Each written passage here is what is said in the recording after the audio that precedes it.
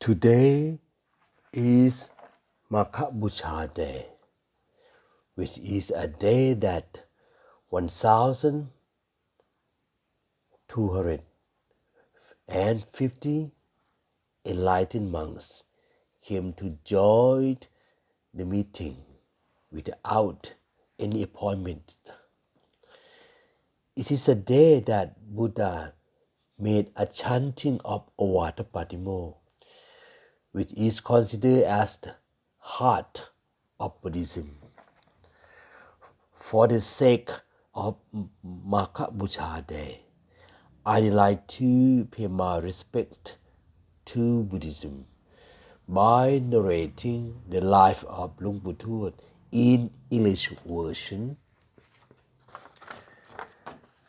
สมเด็จเจ้าพระโค or หลวงปู่ทวด The general history story states that สมเด็จเจ้าพระโค was a very important monk in Ayutthaya period during the reign of สมเด็จพระมหาธรรมราชาธิราช It is known to Thai people in every region as a very holy Buddhist monk with miraculous powers and a great pinya power.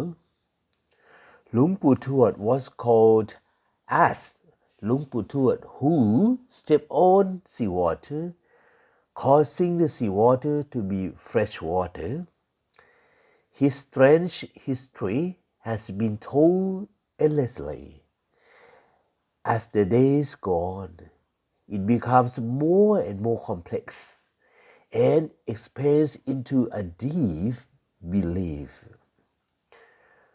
Luangpoo Tuad is a person who really exists. The following story has been compiled from numberless reference books, both mythological and historical evidence. Books and documents are enough to let the audience know that who is Luangpoo Tuad, when was he born, and how did he benefit the nation and the region. As a reminder for future generations, Luangpoo Tuad's life will be divided into 4 parts. The first part is early life age. He was born on March 4, 2125 Buddhist era. According to the history, it is said that Luangpoo Tuad, whose original name was Poo, was born on March 4, 2125 at Suanjan village, อำเภอสถิงพระ Chumpon sub-district, Songkhla province. About 400 years ago, at the end of the reign of King Mahathamaraja Thiraj, กรุงศรีอยุธยา period. He was the son of Mr. Hu and Mrs. John living near Liep Temple. His parents were slaves. Slaves mean working to pay rent in the house of a millionaire called Pan or Sitipan. He was born during the reign of King Mahathamaraja Thiraj. However, the boy's date of birth was still very controversial because there were many assumptions. But the exact match of many assumptions was that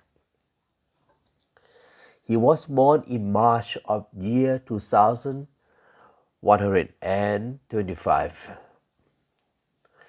The second part is Luangpoo Tuad's education. Later, when the boy was about 7 years old, in the year 2132 Buddhist era, his parents brought him to study at Wat Kudi Luang or Wat Di Luang in the present, which was close to his home. The name of Abbot was Juang, who was his uncle as well. He was a very clever boy, able to learn Khmer and Thai languages very quickly. When he was 15 years old, he was ordained as a novice at Kudilong Temple. It was said that when he was ordained as a novice, his father then gave the crystal ball back to him as his identity. And of course, being a person who was eager to learn, Abbot Juang or Sompan Juang has supported him for higher education. At that time, it was called the Ancestral Foundation, but at present, it is a study of Dhamma. Abbot Juang or Sompan Juang brought him to study with a high-ranking monk sent from Ayutthaya, who was called Somdet Pha Chinnasen, the abbot of Wat Si Khuyang or Wat Siang, at present about 4 kilometers north of Wat Di Luang. As usual, novice Poo learned very quickly and completed all courses at Si Khuyang Temple. After that, he traveled to Nakhon Si Thammarat to study further. Next, ordination in 2145. At the age of ordination, so he was ordained as a monk in 2145. He studied subjects from various teachers, resulting in having knowledge and opinion power. He had performed many famous miracles. Next, the third part relates to his miracles. First, miracle at birth. There was also a story that when he was born, there was a miraculous event such as thunder, lightning, and shaking of earth, showing as if someone with most power in merit was going to be born. It was said that his placenta was cut from the umbilical cord by his father, Mr. Hu. Mr. Hu took his placenta and buried it at the base of the tree called Ton Liep, where it was the location of the present Ton Liep monastery. But not only this miracle, many miracles happened to him all the time. For example, while he was in his infancy during the harvest season, his parents had gone out to harvest in the middle of the field about 2 kilometers far away from the house. The field was owned by a millionaire called Pan. There was a field of palm trees and a lot of mamao trees. Therefore, this field was called Tung Mao. Currently, it was established as a monastery called Nepal. In those days, there were quite a lot of wild animals, so his parents tied up his cradle made from a hammock with 2 mamao trees and had harvested rice, which was not far from that area. It was a time for Mrs. John to breastfeed the baby, so she walked to the cradle of the baby and saw a large king cobra. The snake wrapped around the baby's cradle. She saw it and was very shocked. So she called her husband, who was not far away, to help chase the snake. But no matter how he chased it, the snake didn't go anywhere.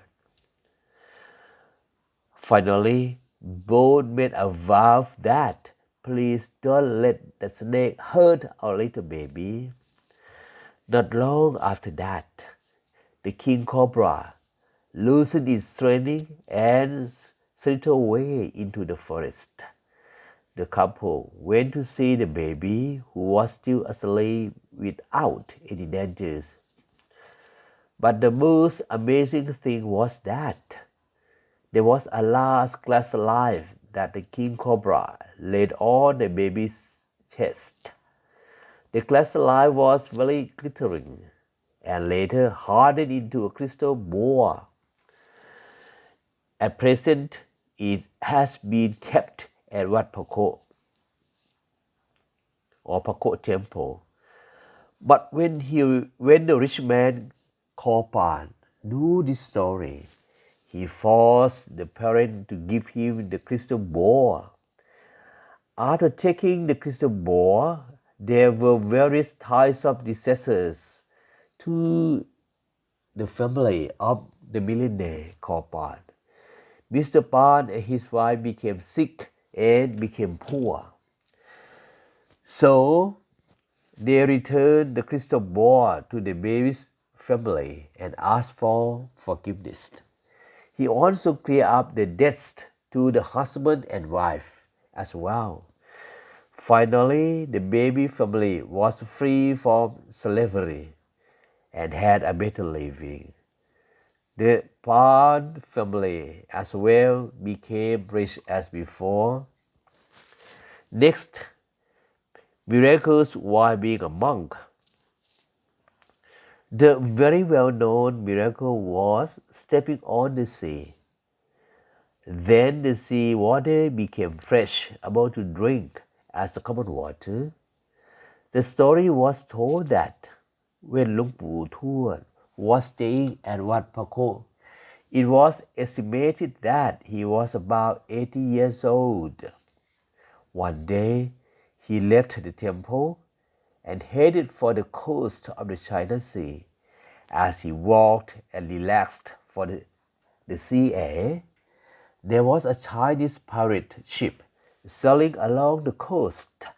The Chinese robbers saw him walking and thought that he was a weirdo because he was a clergyman.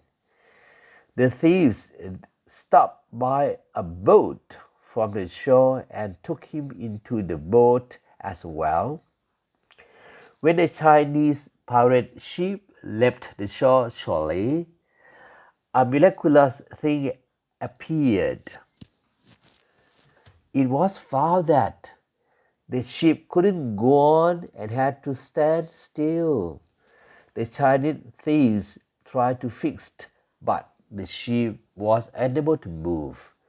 So the ship moved there for days and nights.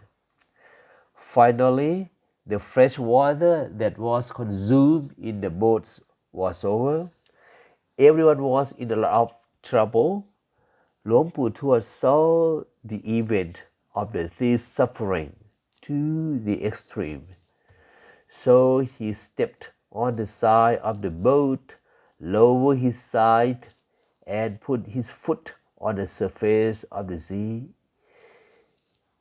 Amid the eyes of all the Chinese thieves, when he lifted his foot off the surface of the sea, he ordered the bandits to take the water from there and drink. Chinese thieves, although they didn't believe, it was necessary to try because there were no other choices. It appeared that the salty seawater had turned out to be tasteless. The water could be drunk amazingly. The Chinese thieves saw that miracle. They were afraid of the danger that would come upon them. All of them had come together to pay respects and ask for forgiveness. They brought him back to the shore by boat. Therefore, the villagers believed that the well seen on Koh Nui was the footprints that he had stepped on in regions. This place became sacred. At the top of the hill of Koh Nui, there is a place where Luangpoo Tuad is encouraged to pay respects by walking up a few stone steps.